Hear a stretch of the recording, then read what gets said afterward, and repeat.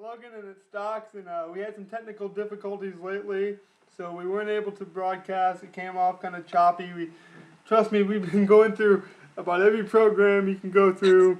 I finally rigged it up good enough, I think, and I think you'll be able to hear Stocks, but really, you guys are the ones that's going to have to tell us, how it sounds, because to us it sounds alright, but maybe somebody can't hear it. Maybe we can make adjustments later on. But we're going to try this for now. Yeah, well, definitely, because, now we don't have to worry about, there's no time clock, there's no limits and stuff. We're not dilly-dallying with all the other silly stuff, so we come up with this solution, and hopefully it works, because that's what we want. We just want something that works to make this stuff easy and fun, so. Yeah, we're not getting paid, so we don't want to put a ton of money into this. And no, definitely not. Definitely not. The program we're using wanted us to pay $89 a month or a year, yeah. And like $20 a month if you want to do it that way. And I was like, oh, forget that. Yeah. So here we are. Yeah, we're not. This is recreation. This isn't serious stuff. This is for fun. Right? I mean, if someone wants to give me $89 to. Yeah, if you want to sponsor the show, I'll be more than happy to, sponsor. We can sponsor you here. We can put some advertisement or whatever. Sell your product, whatever you got, man. Right? No, I have to be honest. Mandy bought some high tech video thing, and I haven't seen it yet. Supposedly he spent some high dollars on that, so maybe we can use that to broadcast the show. I don't know. Yeah, there you go. But this will do for now, I guess. It's kind of a sad day for the league, to be honest. We lost 2 owners today, and that's unfortunate. Yeah, it's unfortunate, but we're a great league. We got our stuff together. We'll definitely find owners within a couple of days. I would hope so. I think we got the waiting list, and I hope people are still on the waiting list and willing to pick up teams. And I mean. This is a great league, so I have no doubt in that. It just kind of. So, what do you think the biggest reason why someone would drop out, besides something major coming up in their life, or just not having time? Like, what else? Do you believe any gameplay or people in our league are pushing other people away? I don't think so. I mean, maybe a little bit. I mean, we talked about it in the breakdown show, our first show. I mean, I know that was kind of choppy. You guys probably don't want to go back and listen to that. But we talked about how some people can't handle a losing team. But the Ravens, I don't think he was a losing team. I just think life got in the way, and that's understandable. I mean, we're only doing this for fun. Like you said, it's not life or death or, a necessary thing. It's supposed to be fun. And some people, work, whatever, life gets in the way. Yeah. And there's nothing you can do about that, so. I don't know, do you think that we could have done something different to keep owners? I mean, I think in that regard, Mandy's doing a very good job at keeping. Yeah, no, you go on to our league rules and our schedule and just our page. Mandy did a great job putting everything together. It's very, self-explanatory, the no nano blitzing, the loss of connection, the going for the 2-point conversions, 4th down, stuff like that, no show sportsmanship. No, Manny did a great job, so I don't think our league is that much like a nonchalant throw together league. Right. It's very well presented. It's really easy to understand how we roll, and like I said, hopefully it's not anybody in our league that threw these 2 guys away or whatever. Hopefully it was just, time restraints and other stuff coming up because, we have great guys here, so. Oh, yeah, and, I have no, I mean, Manny does a great job in that respect, and I think we'll fill him pretty quickly. Just to let everyone know, it is official now, the Bills have switched to the Ravens, and regardless of what you think about that, we won't try to, I'm not going to try to get my personal opinion about that or any of that stuff. I'm just letting you know that the Bills have switched to the Ravens. So they switched ownership, and he's going to be taking over the Ravens now. But just from a gameplay standpoint, I don't know if it was, I mean, my personal opinion aside, I don't think it should have been allowed, but No, because the Bills at a 1-5 record is not going to be very appealing to someone that's going to come into the league. I And mean, yeah, the Ravens are a 1-3 team right now, but you're moving from a team that's on the borderline. Well, you could say a borderline Bills team that in Madden 12 is could be not fight for the division. Where if you go with the Ravens, you got that superstar defense already in place. So that's just my concern with a new Bills owner. right. I mean, he didn't demolish the team. I just No, not at all. No, he picked up D'Angelo Williams in a trade. So he's got some decent guys. The quarterback would be the issue. Is remember we were talking about Brad Smith. I'm pretty sure a guy coming in will probably use Ryan Fitzpatrick, but Yeah, I mean, 1-5, you might get a top 5 pick, and a quarterback might slip. It's not the fact that he didn't do bad with the team. I mean, he didn't leave up. He didn't just trash the team to go to the Ravens. My personal opinion, and this is how I was raised, so it goes back to more of my morals. You don't quit. You don't start something exactly, and then quit. exactly. If you want to switch teams at the end of the season, no problem. But Yep. during the season, it just kind of seems second rate to me, to be honest. Yep. No, I totally understand. I'm not Manny, so I mean I don't have no hard feelings about it. I'm not gonna, squawk a lot about it or anything like that. It's just Yeah, just give your opinion and we'll move on. And hopefully we get that Bills owner settled in. Make him feel comfortable. Offer some trades if you need somebody. Kind of help him out and get him going because it's.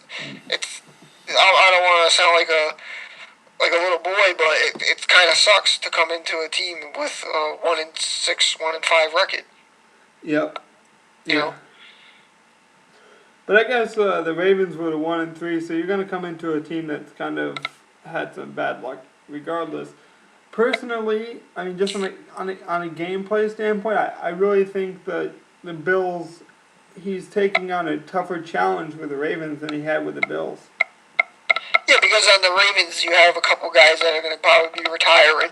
Um, the quarterback is not super, but you got a super running back. So yeah, I guess you could say that. Yeah. Well, not just that. He's got a tough division. He's got the Steelers guy who won a bunch of championships in in Madden 11. I know it's a different game. You got the Bengals guy who's played very well with that team. So just give him a year or two, and that guy's going to be really good. I mean, he's coming into a really tough division. I mean, the Browns are in that division, and you talked about them in the last podcast about them doing good. So personally, I think he's coming into a harder division than he had. So, I mean, Yeah, we shall wait and see. yeah. So another big news, and is your trade. You just official. Yes, yes.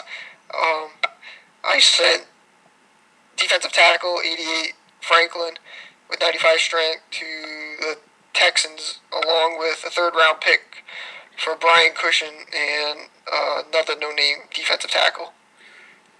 Yeah, so you just got some depth with that defensive tackle. Yeah, just a no-name. Yep. Yeah, he might come in only for injuries or. Yeah, nobody that even really recognized his name.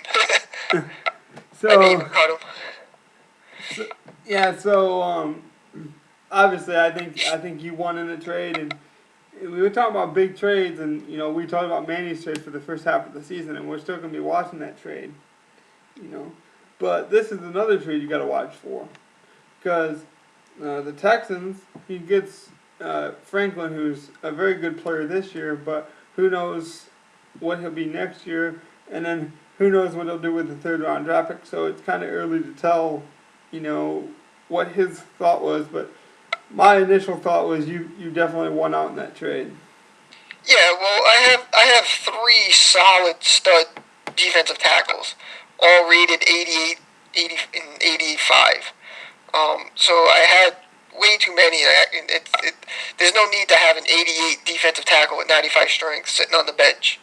So one of my weak points was another linebacker, and I've been trying to work on getting Cushion from the Texans for all year, and he finally broke. So I'm really excited with him and Vilma. on the field at the same time. We have the same philosophy. I had Corey Williams and Eric Wright, who it was more about Corey Williams being at 86, and I already had Fairley, and I already had Sue, and Oh yeah, I have another young kid named Sammy Hill that people don't he doesn't get the recognition, but he's a young Sean Rogers type. He's the run stop and defensive tackle, and I had all these defensive tackles, and I mean they're all good. I mean Sue's an 89, Williams was the 86, and then you come back with Fairley, who's the 77. I had to make room for Fairley because he's a young kid, and I want to make sure he gets on the field so he can progress to his maximum potential. So I traded Corey Williams for a linebacker very similar to what you did when I got Sean. Sean Merriman and another defensive or another linebacker. So we definitely followed the same path in that regard.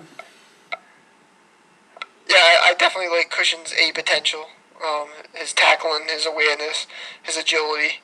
I just feel like that the two guys at my linebacking core with the defensive tackles I have now should be really solid.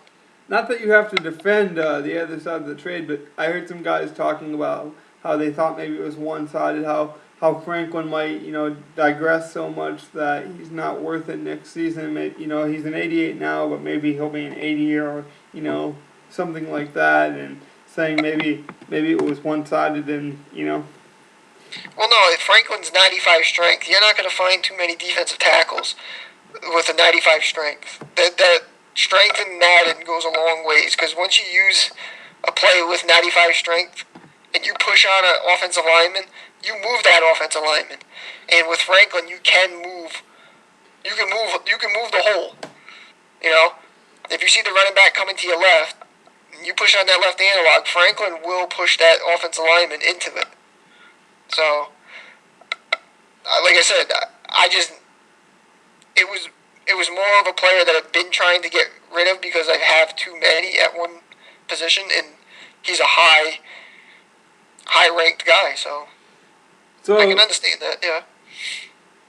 Yeah, I agree, because having a guy who's a DT who has really phenomenal strength and Sue, it just makes a world of a difference.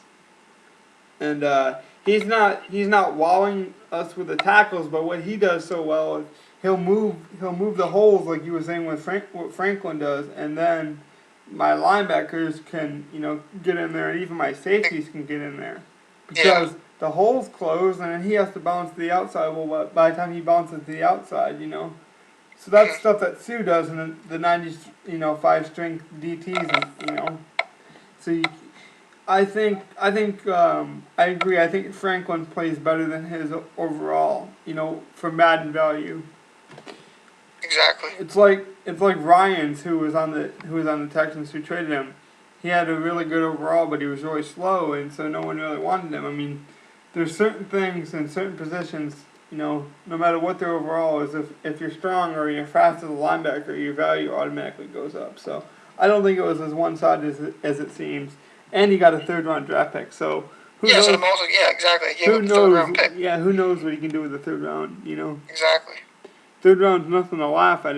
You can still get some pretty good value in the third round. Yep. So. All right, that's it for this segment. We're gonna have to roll another one. We're back, and it's me and Stocks again. And like I said, I hope this works, and I have the most confidence it will. But if it doesn't, just let me know right away. We'll try another way. Another big thing in the league I've noticed is some people are concerned the guy is not Sim, or this guy's Sim. I saw, I don't know if you saw this, Stocks, but there's I think it was the Raiders and another guy were talking about what's not Sim, and I heard the Bills' quick passing game. I guess he drops back. Well, not now, but. Because he obviously went to the Ravens, but I heard some people were saying his passing game's hard to stop, and there's all these borderline, Sim, not Sim things. Well, the thing is let's go into the definition of what's Sim and what's not Sim. Let's give the people what we perceive it and what we would call somebody out on? Well, first of all I think you really have to do is just play fair. I mean, it's not that hard. You know what's sim and what is not sim. I mean, in reality, I mean, I don't know if you feel this way, but I'm pretty sure you will. I mean, we shouldn't even need rules, to be honest. I mean, how old are the majority of people in this this league? We're all adults. We know we know what real football looks like and what it doesn't look like. But some people would probably try to stretch those boundaries to get that advantage, I guess, maybe. Yeah. That's all I'm saying. I'm not saying that they would cheat. It's not a cheat, but I think they would, would expand a little bit more just to gain that advantage. That's what I'm saying on borderline cheating. I could see that, yeah. That's the only thing I'm saying. I don't know. So the biggest thing I would have is the drop in 10 man in the back. I understand teams do that in the NFL once in a while. They do it in a cycle package. But to do it on every play, then that makes me have to change my style of what would be considered a non-sim. Like, I would have to exploit it and maybe have to call the same play 4 times because you've been calling the 4 or 5, 6, 7, 8, drop back 10 guys or 11 guys time after time. Well, and you know this, and I know this, and it's about, the people always say, well, it happens in the NFL. Well, NFL is not Madden. It never will be. I mean, it's a simulation of a football game, based off the NFL.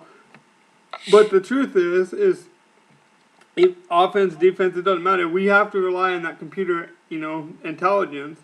And when you're making all these defensive changes or, dropping back, ridiculous amounts and, basically being really exotic with your defense, it confuses, the offensive line, which as a user, I don't have any control over the offensive line, and that kind of thing. So, to me, it's just, if you're exploiting something, try not to exploit it, that's all. It's not that difficult. I mean... No, it's really not. I mean, if you accidentally do something and a guy calls you not sim, I mean, like, say you go for it, 4th and 1, and, you weren't supposed to go for it, you weren't supposed to go for it, if it was 4th and inches. If you honestly forgot that or, you slipped up once, it's okay. It's the things that happen continuously that get to me. Yeah, and the whole, when you're in control of a game, it's time to put your backups in and third strings. That's why we have these guys, is so you take out your starters and you put these guys in to save your starters from getting hurt. Mm-hmm. And I don't know how many people have done this out of even 11, or even how long you've been playing Madden franchise, is, okay, you're up big and it's third quarter and you know you have the game and you still leave in a Brady, Rodgers, or Breeze, and one of them gets hurt. You know what I mean? Did you learn your lesson, or are you still going to do it? That's something that needs to come into play. You need to be playing your backups. Your backups should have stats when you're up big. Well, they should, but a lot of people don't always follow that rule. But I'm okay with you not following that rule. Seriously, I think it's stupidity because people will get injured. And I've seen it more and more late in the game when games are decided, where people are trying to be stat hogs. That's when people get injured. And, we won't mention any names, but there's been a few occasions, not just one or two. I mean, I'm not going to say who or what, but I thought, that guy probably should have put his backups in. Or, that guy should have done this. The score shouldn't have been that high. Or, stuff like that. I don't want to call out anyone. We're not the commissioners of the league. That's not our job. We're just... What this podcast was meant to do was broadcast things so you don't have to go onto the, say you're a busy guy. You don't have time to go into the website and check everything and, learn the ins and outs of, this league. You read the rules and you want to play your games, but then you see this cool feature. We kind of just want to be the voice of the league. We're not the total voice of the league, but we're just, what I mean?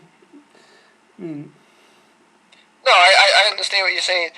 Basically, what Logan's saying is it's a different form of going on to the Gridiron Gamers right. website, and it's a quick way of staying updated with fun facts, fun things, silly things, and just the news of what's going on around here.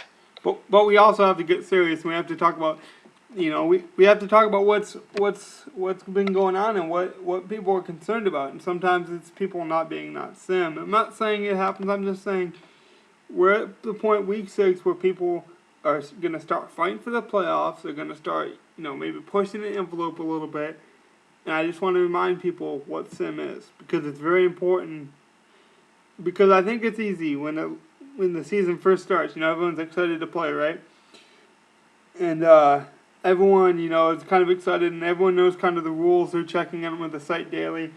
This may be the time where you might be 1-5, or maybe even in Stock's position where you got the league, or you got your division, in hand, and you want to try some things, or you want to try to push Drew Brees for the MVP. So you're putting up more stats than maybe you should, or That's a great example. Great example. You just want to, if you know that you're doing everything all right, don't change your style. right. You know what I mean? Don't change your style of play.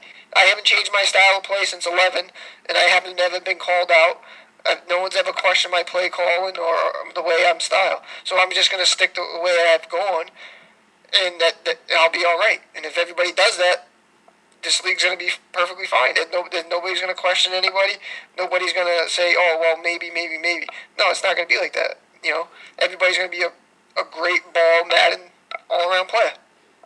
Let me make this clear. No one's called anyone out this season saying, oh, you're not Sam, or, you're not playing Sam.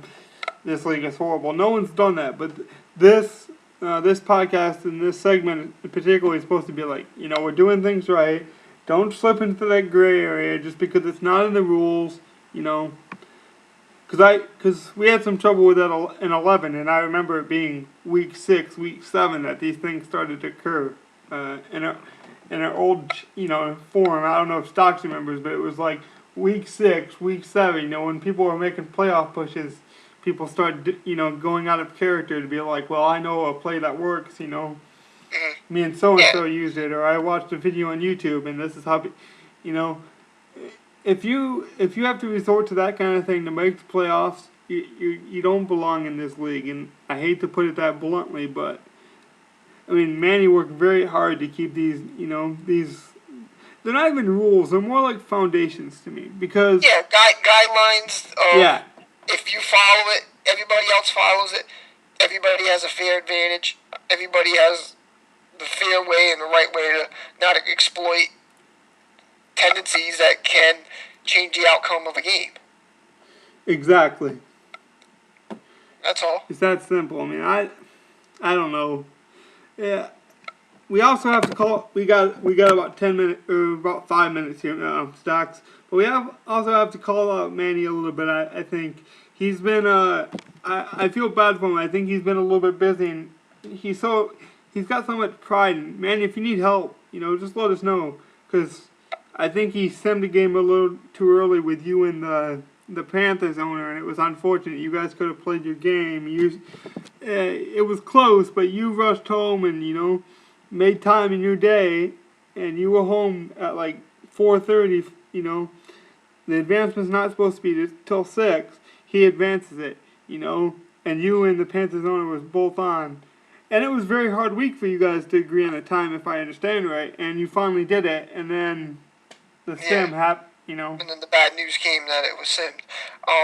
The thing is if Manny's kind of taken in a back seat to Gridiron Gamers, which is understandable, I think he needs to come out and let people know this so they're aware of certain things.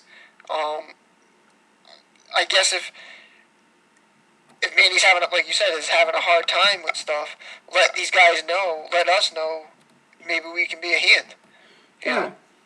I mean, I'm not trying to bash him. He let the ball, he dropped the ball. He definitely did. You guys were both online an hour and a half, before the deadline. You could have got your game in. games only take about 45 to 50 minutes, so there would have been definitely time, Yes. or even like, hey man, I'm in a game, let it finish. But I didn't think that would have been the case. I mean, I think he assumed too much. He assumed you weren't gonna get the game in, Yep. and instead of doing the investigation and really find out if you guys had worked out a time, he just assumed things and it caught up to him. Now that's understandable. I mean, it's we don't want it to happen again. He promised it won't happen again. Hopefully it doesn't. But let this just be a lesson to Manny even. If you need help, man, just let us know. Yeah, I think Manny just needs to maybe step up a little bit and I guess put a little bit more effort into the league that everybody else is probably wanting to get out of it. Yeah. I understand people have time constraints and work constraints or whatever, life in general.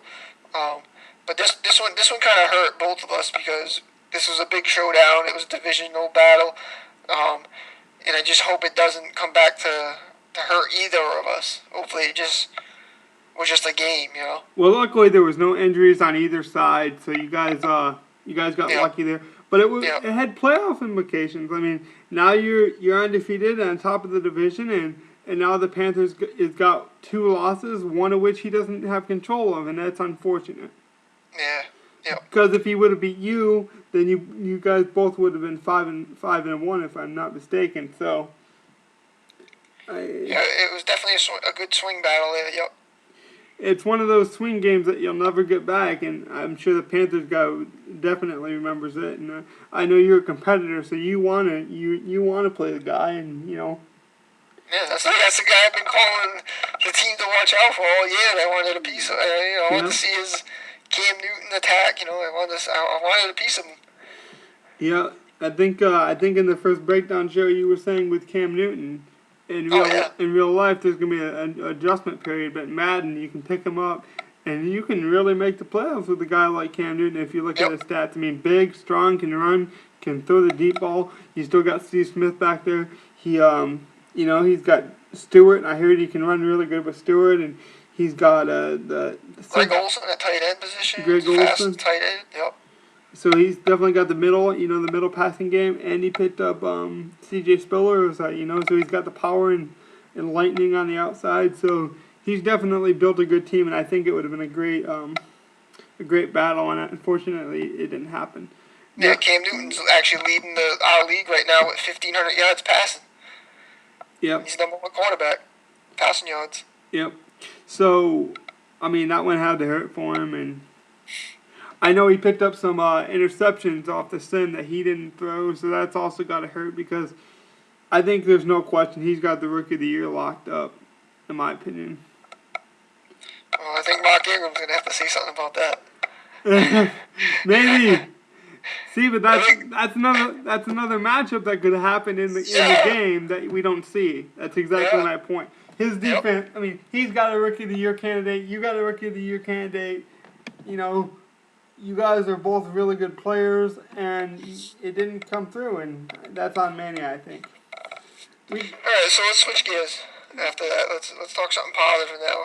Well, let's talk something fun. We'll definitely talk something fun. We got to go before we over the time limit, but we're coming back and we'll be talking about something fun. We'll lighten the mood up a little bit. I promise. Take it easy, guys.